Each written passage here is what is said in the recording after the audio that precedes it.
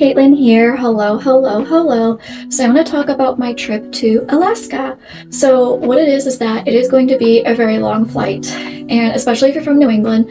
So it took me about 10 hours in total to go from New England to Seattle, and then Seattle up to Alaska. And then when you come back, it's a little bit faster because the earth is spinning in your favor. But what it is that I would advise you that when you go in and out, make sure that one flight is during night and one flight is during the day. Reason being is that when you have a flight at night, especially if it's really clear skies, you're going to see the stars above you. And then what it is that the very, very few cities and cars that are driving through Alaska, they're going to look like stars too. So it legit looks like you're flying through a galaxy.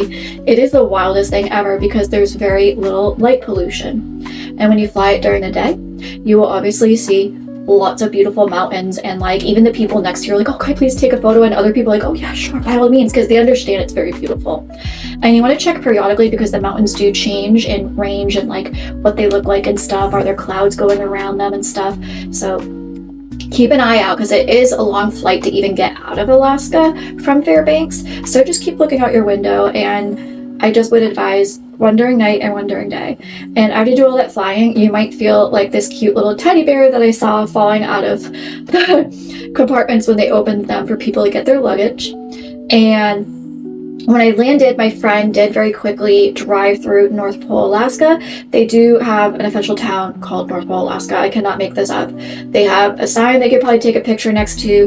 The street lights, like they're all decorated, even the McDonald's one. And they do have a Santa's workshop that you could visit with a Santa Claus that is there all year round, not just November and December. And even like all the places there, like whether it's a dentist or a police station, they're all decked out and they have Christmas lights all year round. The town is all about the North Pole. And I didn't go to it later, like pretty much I just drove through it, and that's all I really needed just to say I saw it. And I woke up the next morning, I found out in Alaska, instead of like those really official tiny express Dunkin' Donuts, it's like a cute little trailer. And it's actually very convenient because Alaska's very cold and it saves on a heating bill. And it really, sometimes you just want a quick bagel toasted, and definitely you don't need a big space for that, or coffee. So you just go to those. And the cute thing about the coffees is that here we have like the lids, that the plastic piece that goes over it. And I have to be careful how I say this and emphasize it. Yes, Starbucks has a stick that goes in it to plug up the hole. I'm not saying stick, I'm saying sticker, like, you know, sticker. They have stickers that go on top, and they are like little designs. One of them, I guess, like found a sheet of Thanksgiving ones, or like, might as well use them.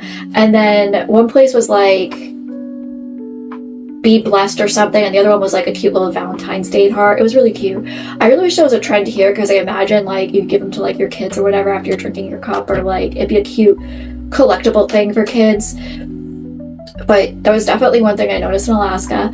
And the first place that we really wanted to make sure we go to is the Museum of the North, which is the University of Alaska. So if you look it up and you see both names, don't get confused. Don't go to just the University of Alaska because it is a pretty big campus. Make sure it's the Museum of the North. And the building will look like this. I'm not sure how the sheen is on the paper, but it will look like that. And you do have these pamphlets, and it shows you where everything is. And when you first go off to the right, there is like a mini auditorium, and I would suggest listening to that. The only two spoilers I will give you, which are really cool, is that Fairbanks, Alaska, because of the position of the northern lights, they have an aurora borealis 100 days out of the year.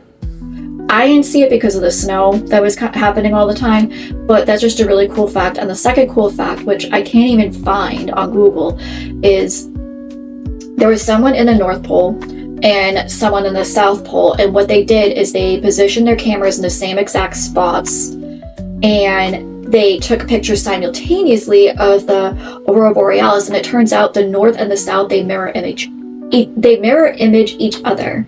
And that was done in like the 60s or 70s. So that was very, very cool. And then you're going to go down and then into like the area where it has like a lot of taxidermy, a lot of skeletons, and you're going to see a giant woolly mammoth skull. That's really cool. That shows you the different teeth that they had. And then if you go further off to the right, that's where you will find Blue Babe. And I kept emphasizing my friend needed red plaid. I don't know how he lived in Alaska without some, but we did buy some because I explained that there is a Blue Babe there. It is a fully fossilized ox. It's a very big ox too, and it's blue. And it's called Blue Babe because it's a little tribute to Paul Bunyan, because he had a blue ox called Babe. And we took pictures next to it, and that was really cute. And as you walk around, there's other cool stuff. I didn't know narwhals that like their horn is actually a tusk and it's on either one side or the other of their nose. I thought it was like dead center, like it was part of their nose. It's not, it's a tusk. And there's lots of bead work and artwork there. And when you exit and go up the stairs, you're going to see a giant skeleton of a whale. And at the back where the tail is, you're going to notice something else hanging there. It's a tiny little bird of some sort. So they basically have a whale and then they have a skeleton of a little bird there that just looks like a little chicken. It's just, but then next to the whale is a room where they mentioned that technically there are sounds that come from the aurora borealis. You're just going to use special equipment to extract that sound. Our own ears don't hear it. And this person took music and made it to go with that sounds. And in the room, the lights change and stuff. I'm a little too ADHD to sit down there, and neither was my friend. We're like, whatever. We went to the art exhibit, which is down off to the right.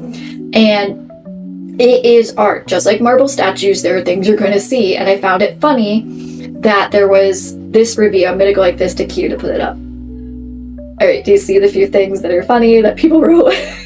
But basically, there was that, but there was like lots of beautiful artwork, and I actually did enjoy it. And again, more bead work, which I found very inspiring, and like the designs and stuff. And when you go downstairs and you exit off to the right, there's a museum, and a museum gift shop.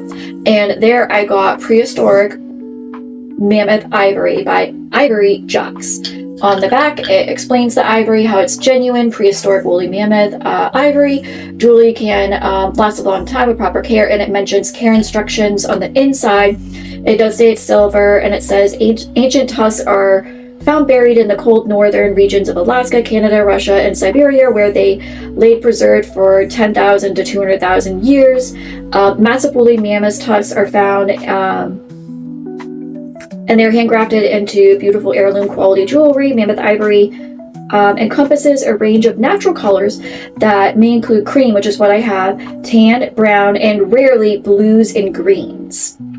So these are coloration varieties depending upon the minerals surrounding the protected over the times, like how was it preserved. So this did not come with the little rubber backs. That's just there because I took them out real quick, but I'm gonna go close to the camera and show them to you. So that little green bead on top, that is actually Alaska jade, is what I was told. So Alaska jade is a darker color. It's not vibrant, and it is more like definitely opaque, not as translucent as like some of that imperial jade.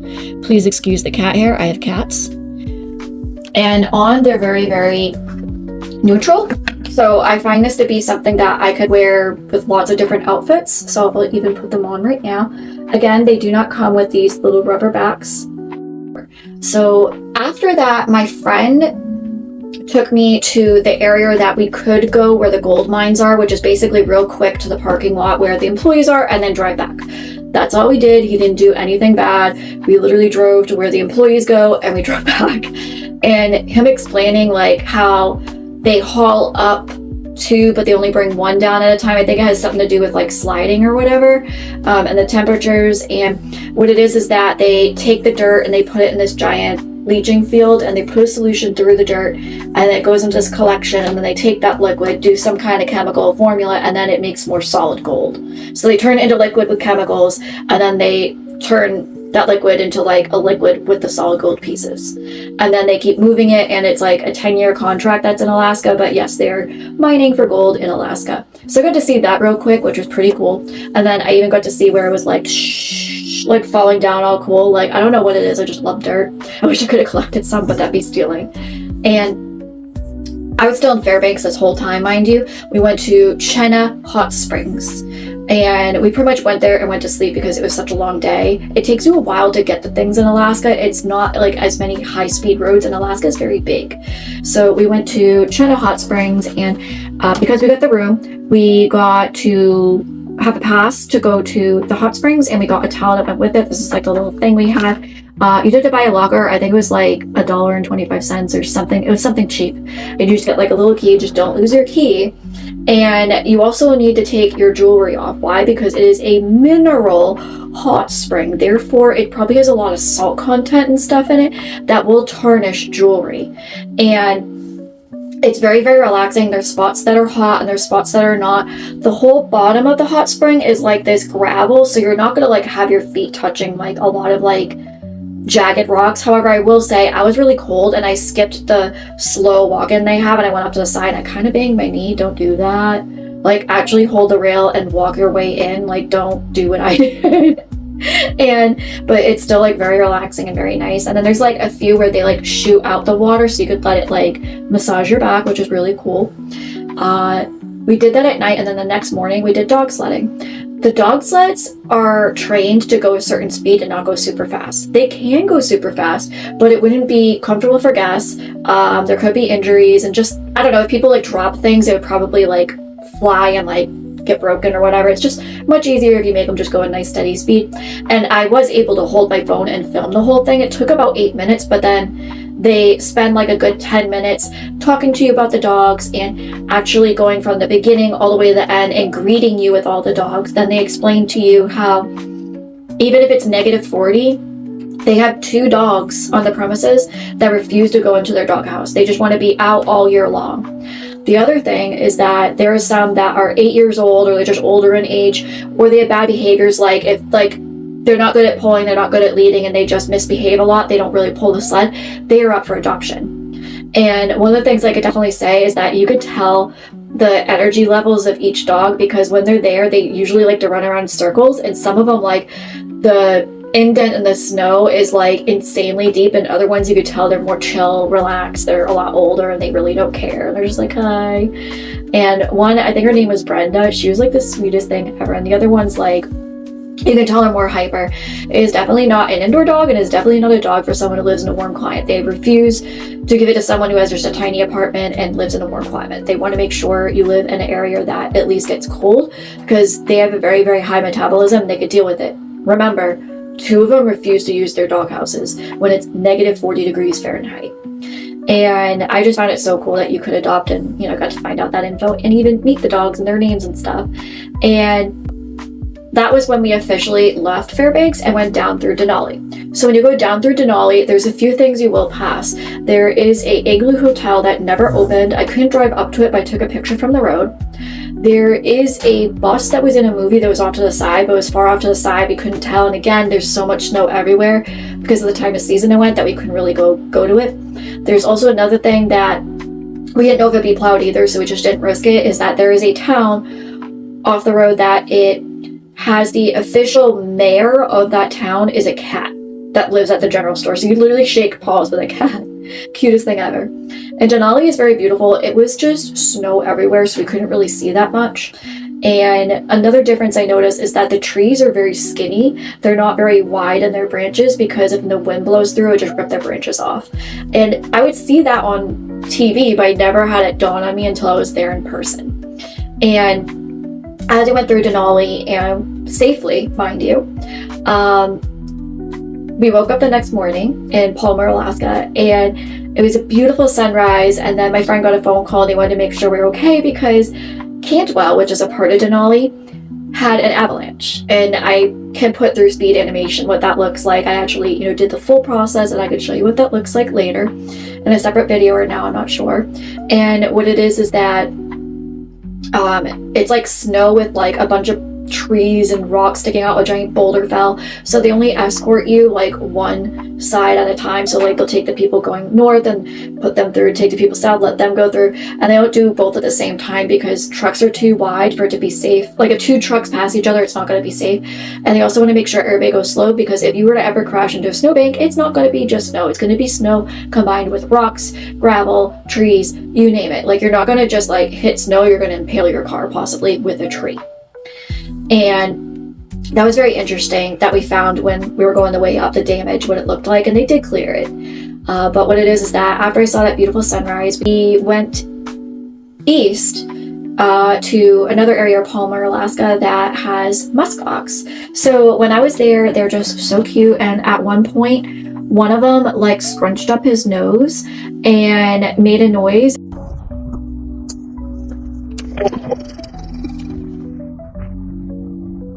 Yeah, that was Topaz. He's very, very cute. And then there was this other one that was like sticking his foot through the fence, which I don't know why, he was just like... And when I was there, at first I thought it was too expensive. I was like, oh my gosh, like $200 for like a really small infinity scarf that's thin. And then I found out that she did explain that they're very wild. Like they're wild, they are not considered domestic by any means. And there's very few farms in the world because a lot of them fail due to the fact that it is a wild animal and funds. And I ended up buying online because I just couldn't stand it. I was like, oh, I want some, I want to support them. I didn't know it was that rare. I found the one in Palmer, Alaska, and if you look for another farm, not they cultivate it from wild ones that roam everywhere. I'm talking just a farm. There's the one in Palmer, Alaska, and there's one somewhere in Soviet Union, Russia or whatever, but I don't know if it's even still there. And so I got this, and it comes in this box. Isn't that a cute design? But it says thank you. More thank you. It mentions washing instructions, which I assume is like, be very careful with it. Mild detergent or shampoo. I assume you have to use color safe. That is this. And then I got red. I couldn't decide on a color. Like if I could, I would get, you know, black bait, you know, black neutral, I think they call it, or natural and red, but I decided to just get the red. And this is, so I actually own, I own baby llama, like wool and or alpaca. This is not oily, but I can tell that it's very soft. One thing she warned is that when you put this on, that you shouldn't stretch it like crazy, because once you stretch it, that's the position it's going to stay. So don't stretch it and think it's ever going to shrink back. She's like, it's not going to. So I just chose this one. And I thought it was just a nice color. Red. It's a little bit more like brick red because my top's a little bit more fuchsia now that I'm like looking at it. But it's still like, you know, it's very dainty. It's not scratchy. Like I own wool that's not mixed with acrylic, because people say wool's itchy because it's mixed with acrylic. This is not itchy. And she mentioned something about how the fibers of the ox, they're like textured in a certain way that it prevents it from being a very itchy wool. So this is something that I did because I just wanted to support them, and I just thought it was cute. So a few other things is that we ended up going to Anchorage. So we went to Anchorage, and what it is that we wanted to see, we had to go eat obviously, but we wanted to go see Hotel Captain Cook, like you're cooking with a pan, not Hook. The Disney in me wants to say Hook, but Captain Cook was a very big explorer, and there's a hotel in Anchorage, and there's like artwork and stuff from places he explored stuff there, and it is a Forbes 5-star resort, and the plants there are even like alive and stuff. And we ended up going to Fletchers, and that's where we found out a little bit about these moose we ran into in the town. And we started realizing people were getting close to them, and then even the mom moose like laid down. She was that relaxed around people. So we took closer pictures next to her, not just from, you know, my friend's truck. And the waitress at Fletcher's explained, yes, they're very used to people here. They're like locals, I guess. And they had one, that he would go around and eat fermented berries and he would get a little bit buzzed. So they named him Buzzwinkle. And one year he actually got his antlers stuck in Christmas decorations and they had to go help him. He had to get put down due to health issues, but I don't know what the mom's name is. I guess we'll call her Mrs. Buzzwinkle. I don't know. But it's just cute, and like Buzzwinkle is a little bit of a mascot, and the males do have names, I think, because they can identify them somehow. But you're gonna see them. I would still be careful, but just know when you see people get close, don't freak out. It's because they are locals themselves and they know they can get close to them. So still be careful. Don't get attacked and blame me, but just so you know, you can get a little bit close. Just be careful because they are a wild animal. But they are used to people. So two things I found out from Musk Ox that I would incorporate if you were ever to get used to the moose in Anchorage is, number one, do not crouch down. If you crouch down, that kind of is the first thing a wolf would do right before they pounce. The second thing is don't spread out a lot, because if you spread out a lot, that again symbolizes wolves going around and then ready to attack from all angles. So I would take those two bits of information and also avoid doing those two things when you're going around a moose. And maybe explain it to people if you're near them. Like, oh, wait, we can't separate too much because they'll think we're surrounding them. It's like a wolf thing. We can't do that. And just, you know, I mean, they're used to people, but just be wary of those two things, and because they are an animal. And while we were there, I made sure to go to the women's room and take a picture in the mirror. And I even looked in the really black reflective little like paper towel dispensers, because they were very reflective, and supposedly it is haunted and there's like a lady in all white. I did not get a picture of her, but I have a picture of myself in the bathroom trying to get an image of her somewhere, and I didn't. And that's okay. So while you are also in Anchorage, it is very important, and do not get distracted by the bright yellow building. There is a Balto statue. It is a statue to sled dogs that help bring a vaccine to sick kids. That statue is in Anchorage. Again, it is across the street from the giant yellow building that probably distracts people, prevents them from realizing what the statue is and what it is and why it's there. So there's also that. So we ended up staying one more night in the place that we found in Palmer, Alaska, and what I found out in Palmer, Alaska is that there is this is like a little like bonus tip, is that there's a place called Nudee,